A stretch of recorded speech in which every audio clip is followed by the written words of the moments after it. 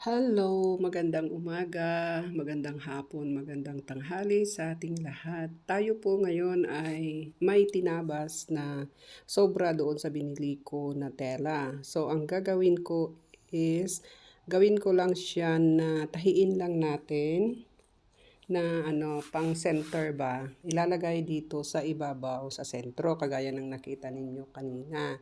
So, sa ibabaw ng white na table, cover. So, eto, tahi-tahi lang tayo habang may time. Kapag ka rest hour, sinabi ko naman sa mga amo ko, okay lang naman din kasi rest hour ko din naman at saka wala yung mga bata na nag-aaral. Ayan. So, medyo mahirap lang ng konti yung pag-control pa, pero kayang-kaya na carry ang tahi ko dito o yung klase ng pagkatahi niya is zigzag. Dito muna sa dulo niya para sa ganun ay hindi siya madali na basta na lamang na masisira. Dahil syempre, kailangan natin atin ito eh. Kailangan natin na tahiin muna yung mga edges niya. Alright? So, mabilis lang kasi zigzag din naman. Ang ganda ng makina na ito na electric. Gustong-gusto ko siya. Friendly, user-friendly siya. Ayan. So, makikita ninyo yung sinulid na sa baba. Konti pa lamang naman. Mamaya ayon. Ito mo lang muna ang gamitin natin. Pero minsan, ang problema lang kasi, kailangan pag naubos na, maglalagay na naman tayo ulit ng itong sinulid dito sa babin. Okay? So, ayan. Titingnan natin, ayusin lang natin ng konti, nang sa ganoon ay makapaglagay tayo. Siyempre, unang-una pa lang naman, mga ilang araw ko pa lang naman, minsan-minsan lang kapag may time. So, hindi lang talaga siya kasi araw-araw na ginagawa. Pero madali na lang naman.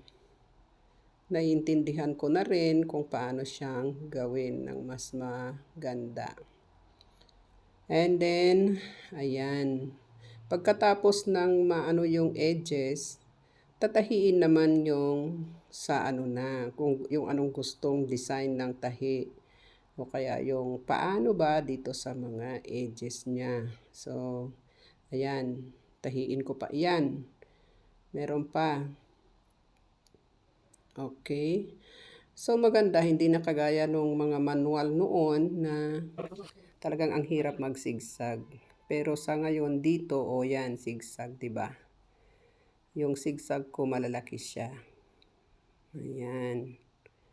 Yan na yata yung huli na gagawin ko at tatahiin ko na edge niya. 'Di ba?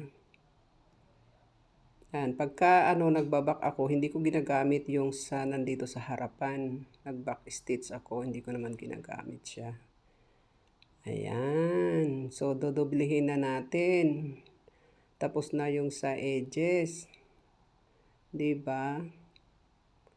Oh, mas maganda ito. Mas maraming kinakain na na sinulid. Yung ating sinulid. Kasi gusto ko kasi yung ganoong design ng tahi para sa ganun ay hindi siya madali na masira o mapunit ba, 'di ba? Kasi makapal itong tela natin. Kaya lang kailangan ko rin namang mag-sure at saka yung design ba, yun yung gusto ko na makita dito. Gustong-gusto ko kaya. Makikita nyo mamayang ganda. Ayan. So, yan lang. Diyan lang ako nagbaback stitch. Diyan na mismo. Oh, di ba? Ang ganda. Ganda kaya. At saka gusto ko nilakihan ko talaga siya kasi para hindi siya yung kung sakali man may masira o kaya ay maano siya, at least makapal, malawak ba. Malaki yung dito sa pagkatahi, pagka-fold niya, At siyempre, mahaba kasi siya. Masyado siyang mahaba. Pero ayoko rin naman kasi na putulin na. Kasi malay mo, baka doon sa bahay naman mas mahaba pa. 2 meters mahigit to eh. Tsaka maganda rin naman na lumaylay ng konti. Oh, yung mesa kasi namin sa bahay is 2 meters yon. 'Di ba? Itong mesa dito sa amo ko is less than 2 meters ito, 1.70. Oval shape lang kasi siya, ang edges. O, 'di ba? Ang galing, bilis. Kailangan lang natulungan. Oo. Tsaka medyo madulas ng konti, konti lang naman. So, tsaka itong tela, abay kung hindi mo siya tulungan, hindi mo tulungan itong makina ay kakainin din naman niya. 'Di ba? Uy, ang laki ng kamay ko dyan. Teka nga, baguhin nga natin yung itsura niya. O, yan. 'Di ba? Hindi ko na kasi siya plinansya. Ang maganda, pag meron kang plancha na maliit, maganda iyon. Sa susunod, bili ako nun. Pero okay naman, may linya-linya na kasi ito, kaya madali lang din na sundan. May linya-linya na siya, hindi ka mahirapan. Ang mahirap kapag walang design na linya, mahirap talaga. Kailangan ko ng mga pin, yung mga ganon. Pero ito, okay lang naman din. May ano siya, may sinusundan ako. So, ayan. Buti na lamang kahit gaano kalaki yung kamay ko, pumapasok din doon sa loob. Diba? O, yan. Ang ganda. Naku. Sabi ko sa inyo, kapag kayo ang mayroong ganito, mai-enjoy ninyo. It's enjoyable kaya. Parang gusto ko siyang gawin na ano, parang passion, parang ganon. Diba? Ang ganda. Siguro, kung nag-aral lang ako nito noong kabataan ko, yung mga, kahit yung mga ano lang, extra lang na kuwan o additional lang, ay nako, siguro marunong na ako. Na wala nang problema, ganyan. Meron kasi kami noon, yung nanay ko kasi yung ang magaling na magtahi. Pero hindi siya yung, pinag-aralan din naman niya na sarili kasi mana niya yun eh. Yung singer noon na ano namin, Dipidal. Nasa bahay pa yun eh. Sabi ko nga sa kapatid ko, niloloko ko siya. Huwag mong ipagbebenta yan, mahal yan pagdating ng araw. Yung singer ba, na Dipidal, ang ganda kaya. Kaya lang kasi hindi na masyadong ginagamit ngayon kasi nga nasira, may sira. Ayun, pinaayos naman ng kapatid ko. Hindi yata nila makita yung sakit. Kaya ayun, naka-imbak lang dun.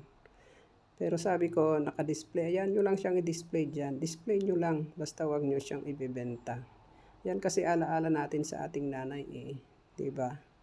Alam nyo, minsan, yung mga bagay-bagay na nakapagpapaalaala, memories ba? Memories. Yun. At mga sasabihin natin na legacy kahit na hindi na ano, hindi na siya nagagamit. Okay lang din naman.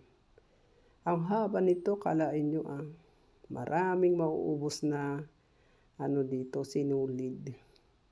Haba.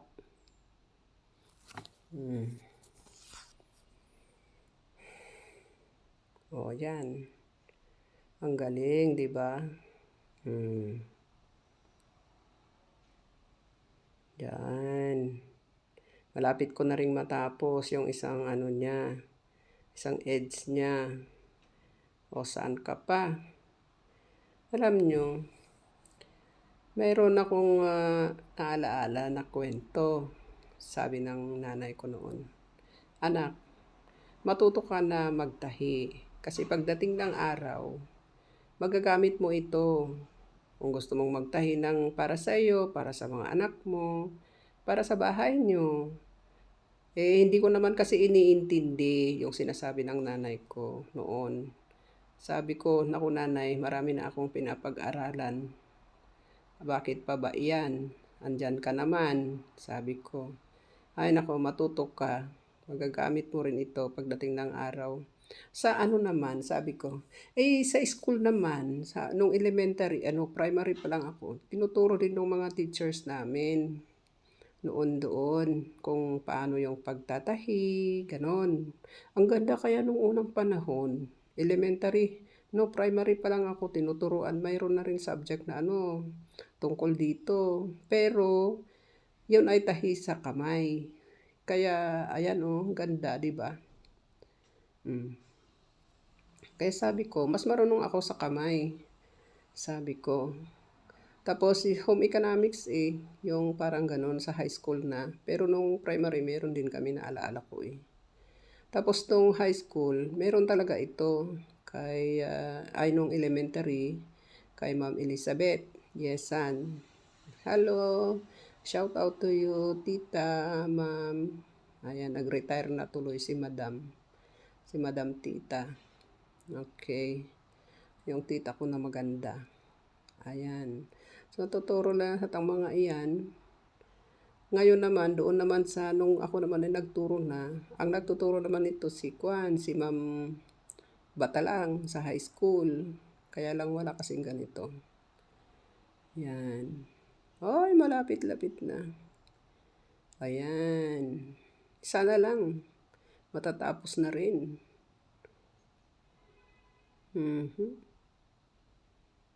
Ang galing. Galing talaga ng makina na ito. Diba ang ganda? Pasensya na lang ha, kasi yung kamay ko doon na malaki-laki talagang kung tinutulungan niya kasi yung makina natin para tumakbo ng mas mabilis pa. Yan. Kasi kung hindi, nako, kung saan-saan na mapupunta yan. Diba ang galing? Wala. Kung sino man sa inyo ang may gusto na magpatahi, magdala na kayo ng tela ninyo at ipatahi ninyo sa akin ha. Pwede akong magtahi para sa tables ninyo. Diba? Pwera lang muna ang sofa Mas masalimuot na gawin yan sa sofa. Sa table, okay. O kaya yung pag-repair ng mga pantalon nyo, okay yun. O kaya yung mga damit, yung mga ganon, okay lang. Ayan. O, di ba ang ganda? Yes, mga katita at mga katito, buy your own tela and tahiin ko yan. Thank you. Bye-bye.